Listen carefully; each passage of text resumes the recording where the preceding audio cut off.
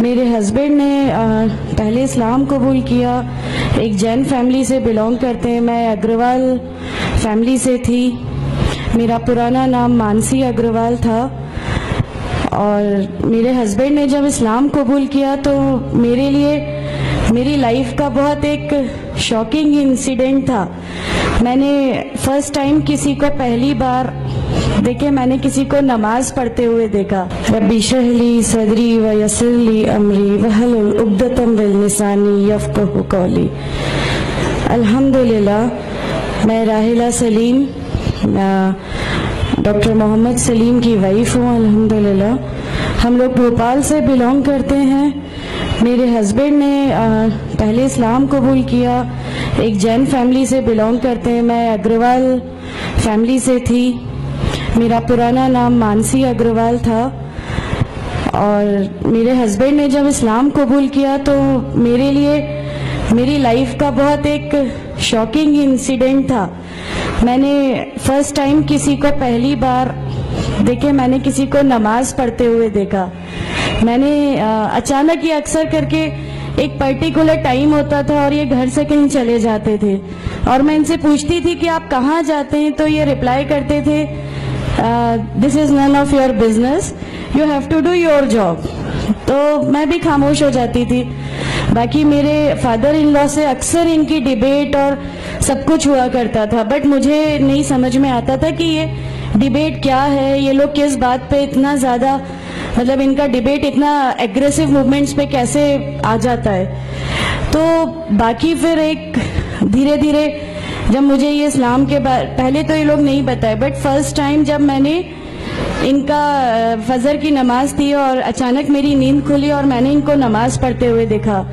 میں نے ان سے پوچھا کہ آپ کیا نماز پڑھ رہے ہیں، کیونکہ صرف ٹیلی ویژن پہ دیکھا تھا کہ ہاں ایسے جو کرتے ہیں وہ نماز کے ایکشنز ہیں. میں نے ان سے پوچھا کہ آپ نماز پڑھ رہے ہیں، انہوں نے کہا کہ ہاں میں نماز پڑھ رہا ہوں. میں نے بالکل دیر نہیں کی میرے فادر ان لا کو بتانے میں. میں روم سے باہر نکل کے اور میں نے سب سے پہلے ان کو بتایا کہ پاپا جی آج ان کو میں نے نماز پڑھتے ہوئے دیکھا. تو انہوں نے مجھ سے کہا کہ ٹھیک ہے خاموش رہو، ابھی کسی سے کہنا نہیں، ہم دیکھیں گے کیا کر سکتے ہیں. اب وہ جو میری لائف کا مومنٹ تھا وہاں سے میرے کو ایسا لگا کہ یہ کیا ہوا، مطلب یہ کیا کر رہے ہیں، ایسا کیوں کر رہے ہیں، یہ کہیں یہ کسی ایسے ویکتی سے تو نہیں مل گئے جو ان کو ٹیررزم کی طرف لے جا رہا ہے اور یہ ایسی چیزوں میں تو نہیں انوالو ہو جائیں گے. ایک بہت بڑا ڈر جو میرے اندر تھا وہ، اور on that time I was pregnant, تو میرے کو ایک بہت کھلبلی سی لگی رہتی تھی کہ یہ کیا چل رہا ہے، یہ کیا چل رہا ہے. پھر دھیرے دھیرے کر کے جب میں ان کی بکس وغیرہ جو المیرا میں رکھی رہتی تھیں وہ میں پڑھنے لگی اور ڈھونڈنے لگی. یہ چھپا کے رکھا کرتے تھے اور مجھے جب بھی کوئی بک ملتی تھی تو پھر میں اس کو پڑھنے لگی. تو مجھے اس میں ایسا کچھ لگتا ضرور تھا کہ پتہ نہیں کچھ ہے، کوئی ڈیفرنٹ چیز ہے، کیونکہ میں نے دیکھا کہ ان کے اخلاق، ان کی سب چیزیں بالکل چینج ہو گئی. جو یہ پہلے تھے اس سے یہ بالکل الگ ہو گئے. تو مجھے ایسا پرسنلی لگتا تھا کہ اس پلیٹ فارم نے ان کو ایسا کیا دیا جو میرے ہسبینڈ کو بالکل چینج کر کے رکھ دیا. مطلب الحمدللہ یہ اس سمے کوشش کرتے تھے کہ جو نبی کی سنتیں ہیں، جو ہمارے نبی صلی اللہ علیہ وسلم نے کیا، اپنی وائف کی مدد کرنا، اپنی وائف کے ساتھ کس طرح اس کے حقوق کی ادائیگی کرنا، یہ سب کچھ وہاں الحمدللہ کرنے لگے.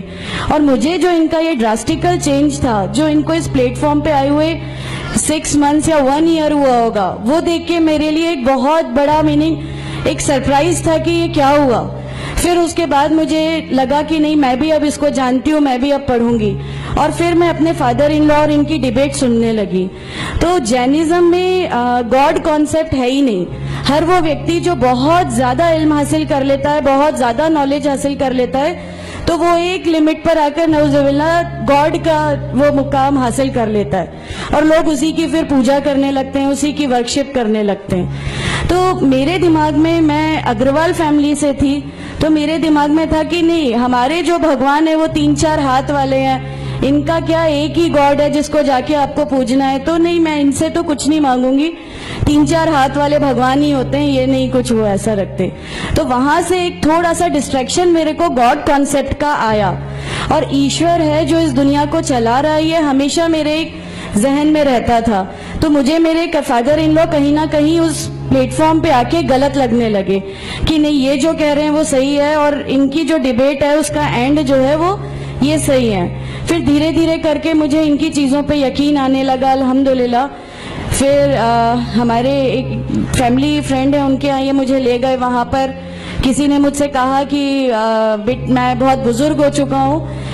کلیم صدیقی صاحب ہیں, مجھے ان کا نام دھیان نہیں ہے اچھے سے, بٹ انہوں نے مجھ سے کہا بیٹا میں بہت بزرگ ہو چکا ہوں, میں چاہتا ہوں تم کلمہ پڑھ لو, میری زندگی رہے نہ رہے, میں آپ سے ملوں نہ ملوں, تو آپ کلمہ پڑھ لو. تو الحمدللہ میں نے کلمہ پڑھ لیا. کلمہ پڑھنے کے بعد بھی جب ہم گھر لوٹ رہے تھے تو میں نے ان سے کہا کہ میں نے صرف ابھی کلمہ پڑھا, ابھی آپ یہ مت سمجھیے گا کہ میرے کو سب سمجھ میں آ گیا اور میں اس چیز کو مان لوں گی. انہوں نے کہا نہیں, تمہاری مرضی, کسی میں کوئی فورس نہیں ہے. تو الحمدللہ اللہ تعالیٰ کا احسان ہے, اس کلمے کی طاقت تھی. اور یہ ہمیشہ کہتے تھے تمہیں کوئی دعا مانگنی ہے تو تہجد میں مانگا کرو, تہجد کا جو ٹائم ہوتا ہے وہ بہت قیمتی ہوتا ہے اور اس میں اللہ تعالیٰ سب کی دعائیں قبول کرتا ہے. انہوں نے مجھے ایک دعا سکھائی تھی کہ تم ایک دعا مانگو کہ یا میرے رب اگر میرا ہسبینڈ غلط راستے پر ہے تو اس کو صحیح راستے پہ لیا, اور اگر میں غلط راستے پہ ہوں تو مجھے صحیح راستہ دکھا دے. الحمدللہ میں یہ دعا کنٹینیو مانگتی تھی.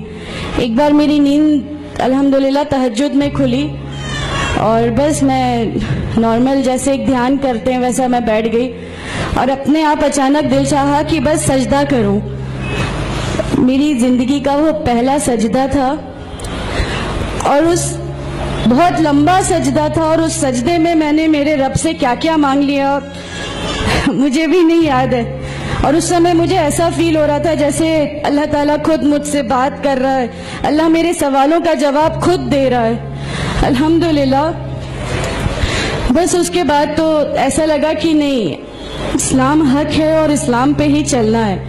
اس کے بعد پھر بہت ساری پریشانیاں لائف میں آئیں, سب کچھ آیا, بٹ الحمدللہ اللہ کا احسان ہے کہ اللہ تعالیٰ نے ہر پریشانی, ہر چیز کو ایسے لے لیا کہ ہم لوگوں کو کبھی احساس ہی نہیں ہونے دیا کہ یہ کوئی پریشانی تھی.